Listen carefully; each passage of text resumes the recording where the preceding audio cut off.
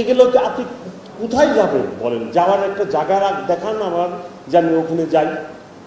এই হলো আমাদের দেশের নীতি নৈতিকতার অবস্থান।